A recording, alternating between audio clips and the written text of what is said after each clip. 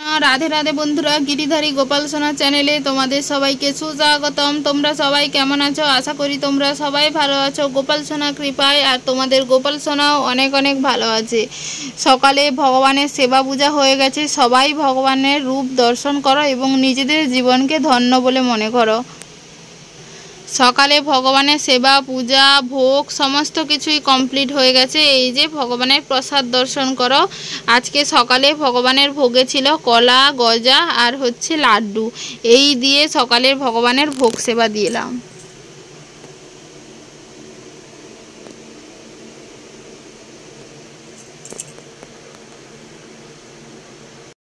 এই যে এখন বসেছি, এখন প্রসাদ পাচ্ছি, গজা প্রসাদই পাচ্ছি।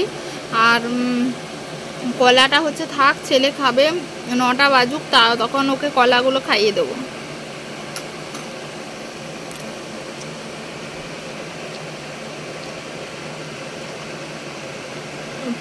প্রসাদ পেয়ে নিয়ে আরও কাজ আছে, সেই সব কাজগুলো টুকিটাকি করব।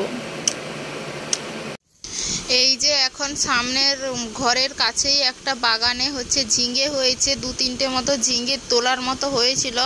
তাই চলে গেলাম একটা বালতি আর হচ্ছে একটা দা নিয়ে। ওই 2-3টে মতো তরি হয়ে গেছে, তো মানে করার মতো, তেমন বেশি বড় বড় হয়নি। এইগুলো আর বেশি বড়ও হবে না, তাই তুলে নিচ্ছি।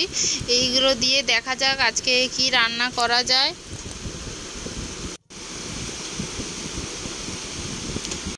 বাগান থেকে সবজি তুলে নিয়ে এসে থালা বাসনগুলো সমস্ত ঘাটে রেখে দিয়ে গেছিলাম। হাঁড়ি কড়া সমস্ত কিছু রেখে দিয়ে গেছিলাম। এখন হচ্ছে সেগুলো একটু পরিষ্কার করে ধুয়ে রাখছি, কারণ রান্না বান্নার কাজ যেহেতু করতে হবে। তার উপর ছেলেটা যখন ঘুমিয়ে আছে তখন তো সমস্ত কাজ এই সময় গুছিয়ে নিতে হবে। আমরা প্রত্যেকটা মা জানি এইরকম বাচ্চা যখন ছোট থাকে, যখন ঘুমিয়ে যায় তখন নিজেরা একটু বিশ্রাম নেব কি, সেই সময় ঘরের যতটুকু কাজ বাকি আছে এক নিঃশ্বাসে কিভাবে ছুটে ছুটে করা যায় সেই চিন্তাই আমাদের মনে থাকে। মা হওয়ার পরে কত কিছুই না শিখলাম। কয়েকদিন আগে যে নিজের জামা কাপড়গুলো ফেলে রেখে দিত মা ধুবে বলে, সে আজকে সেই একটা সন্তানের জামা কাপড় ধোয়া থেকে পটি পরিষ্কার করার থেকে খাওয়ানো, মানে A to Z তার সমস্ত কাজ মানে আমাকে করতে হচ্ছে। জানি না দিনগুলো কত সুন্দরভাবে কত মানে তাড়াতাড়ি চলে যাচ্ছে, নিজেও বুঝতে পারছি না। সময় যেন তার গতিতে ছুটতেই থাকছে আর ছুটতেই থাকছে। জানি না কিভাবে সময়গুলো এত তাড়াতাড়ি পার হয়ে যাচ্ছে। থালা বাসনগুলো ধুয়ে নিয়ে এসে বসলাম সবজি আমান্য করতে। ঝিঙেগুলো মানে আমান্য করছিলাম। ভেবেছি আজকে একটা জিরা ঝোল করব।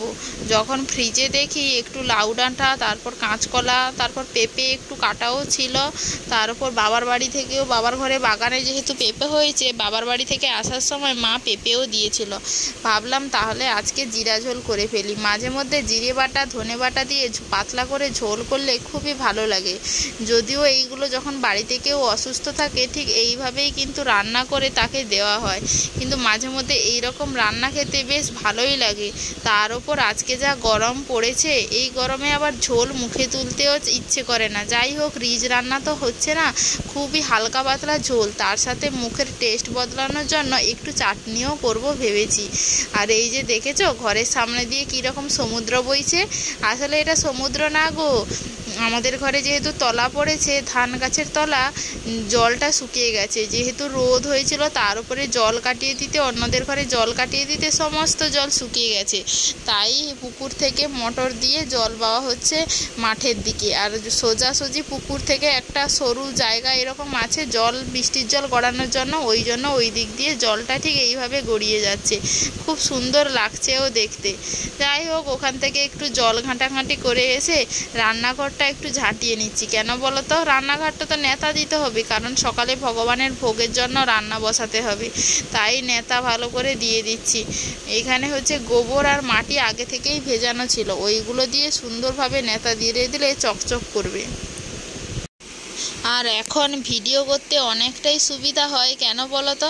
আমার স্ট্যান্ডটা আছে বলে। যখন স্ট্যান্ড ছিল না তখন এই রকম ভিডিও করতে খুব ইচ্ছে করতো, কিন্তু করতে পারতাম না।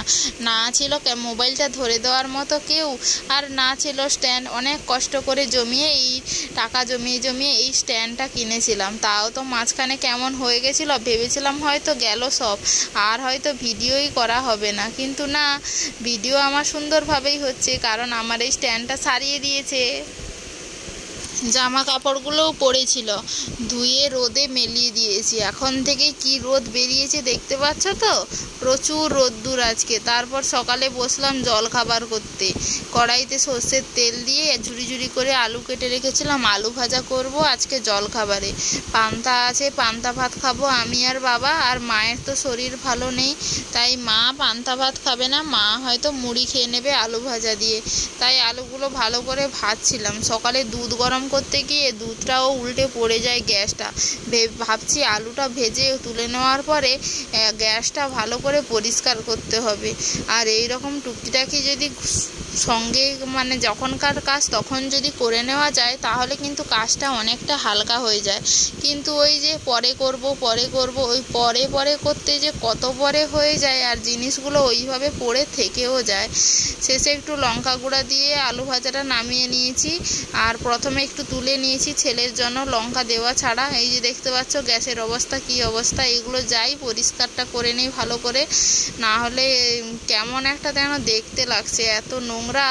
রান্নার সময়, রান্নার পরে প্রতিটা রান্নাঘরের অবস্থা খুব খারাপ হয়ে যায়। যতক্ষণ না পরিষ্কার করে উঠছি ততক্ষণ যেন মনে একটা শান্তিও আসে না। কার কার এমন হয় তোমরা অবশ্যই কিন্তু কমেন্ট করে জানিও। আগের দিনের থেকে মায়ের শরীরটা আজকে একটু ভালো আছে। দুদিন ধরে তো বিছানায় শুয়ে আছে, আজকে তাও একটু উঠে হাঁটা চলা, একটু কাজকর্ম করছে। কাজকর্ম করে করে এমনই অভ্যস্ত, না করে যেন থাকতেই পারে না। যাই হোক, আলু ভাজাটাও ভগবানকে ভোগ লাগাতে চলে এসেছি। আমরা যাই মোটামুটি খাই না কেন, সমস্ত কিছুই ভগবানকে ভোগ লাগিয়ে প্রসাদ পাই। তাই আলু ভাজাটাও ভগবানকে ভোগ লাগিয়ে দিলাম। তারপর চলে এসেছি জপ করতে। এই ভোগ লাগানোর পরে যেহেতু আমরা 10 মিনিট অপেক্ষা করি, সেই 10 মিনিটে এক মালা জপও হয়ে যাবে। এখন 5 মালা হয়েছে, এখনও বাকি আরও 11 মালা। 11 মালা একটু একটু ভোগ লাগানোর মাঝে মাঝে করে রাখলে 1 মালা করে অনেকটা কমে যায়। হরে হরে হরে রাম রাম রাম হরে হরে হরে কৃষ্ণ কৃষ্ণ কৃষ্ণ হরে হরে হরে রাম রাম রাম হরে হরে কৃষ্ণ কৃষ্ণ কৃষ্ণ হরে হরে রাম রাম রাম হরে হরে হরে কৃষ্ণ কৃষ্ণ কৃষ্ণ হরে হরে রাম রাম রাম হরে হরে কৃষ্ণ কৃষ্ণ কৃষ্ণ হরে হরে রাম রাম হরে হরে কৃষ্ণ কৃষ্ণ। এবারে চলে এলাম একদম রান্নাঘরে, কারণ এবার হচ্ছে রান্না করব। আর যেহেতু এবারে মানে নারকেল পাতা ছিল, নারকেল পাতা দিয়ে যেহেতু জ্বালানি দেব, রান্নাঘরে বসেই থাকতে হবে। রান্নাঘর থেকে একদম শিলনোড়া অবধি যে আসবো, তখনই চুলিটা মানে উনুনটা নিভে যাবে। তাই প্রথমে সমস্ত কিছু গুছিয়ে নিচ্ছি। সবজি আমার না তো হয়ে গেছে, বাকি শুধু মশলা করা। মশলার মধ্যে শুধু এই জিরে আর ধনেটা বাটা হবে, আর কিছু বাটবো না। এই জিরে আর ধনেটা শিলনোড়ায় বেটে নিয়ে একবারে উনুনের কাছে চলে যাব। যাই হোক, মশলাটা তো বাটা হয়ে গেছে, মশলাগুলো এবারে হচ্ছে বাটিতে তুলে নেব। পান্তা প্রসাদ পেয়ে পান্তা ভাত খেয়ে জল ছিল না, 1 বালতি জল, কলের জল নিয়ে এসেছি। তারপরে বসলাম রান্না করতে। তার ভিতরে ছেলে ঘুমিয়ে পড়েছিল, যেহেতু ছেলে আবার উঠে পড়েছিল। তাকে আবার এই 2টো কলা ছিল, সকালে যে ভোগ লাগিয়েছিলাম আর তোমাদেরকে বলেছিলাম ওকে খাইয়ে দেব, ওই 2টো কলা আবার খাওয়ালাম। আলু ভাজা রেখেছিলাম ওর জন্য, ঝাল না দিয়ে আলাদা তুলে রেখেছিলাম, কিন্তু ও এমনি আলু ভাজা খেতে ভালোবাসে। আজকে তার কেন জানি না আলু ভাজা খায়নি, যখন যেটা মর্জি আর কি। আর উনুনটা হচ্ছে মানে নারকেল পাতা অনেক মানে বাইরে পড়েছিল, বৃষ্টি পড়ে গেছিলো বলে ওইগুলো ওই যে কয়েকদিন, আজকে ভালো একটা রোদ বেরিয়েছে। যাই হোক, রোদে দেওয়া হয়েছিল, ওইগুলো জ্বালন দিয়ে শেষ করে দেবো। এই ধোঁয়া, এই উনুন ধরালেই ধোঁয়া।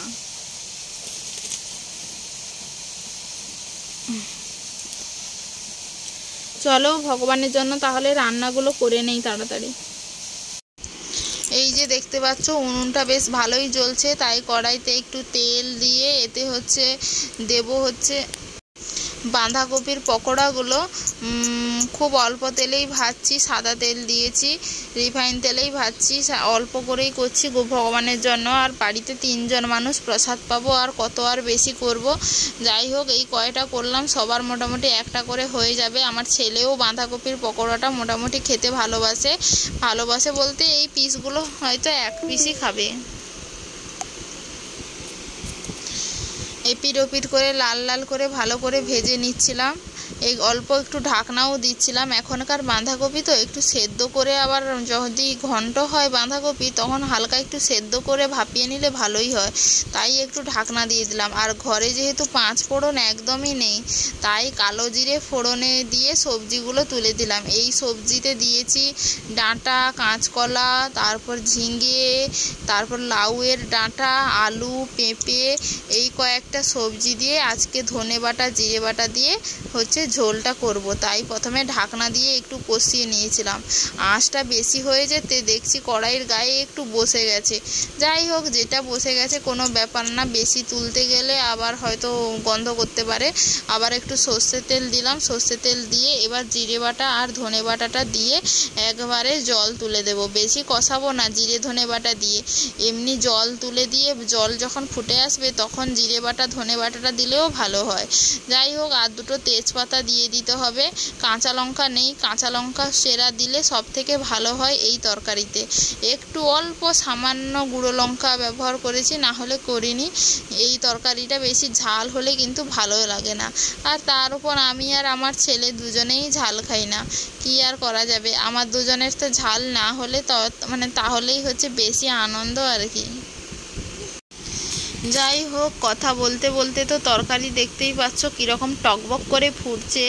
যাই হোক, এবারে কিছুটা রসা মরে গেলেই রসাটা শুকিয়ে গেলেই আমি নামিয়ে নেব।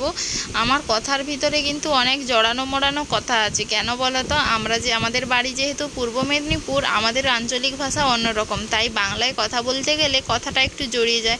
যাই হোক, কথা বলতে গেলে জড়িয়ে গেলেও কী করবে, সেটা তোমরা একটু মাপ করে নিও। চালতাটা সেদ্ধ করে এখানে একটু ঘেঁটে দিচ্ছি।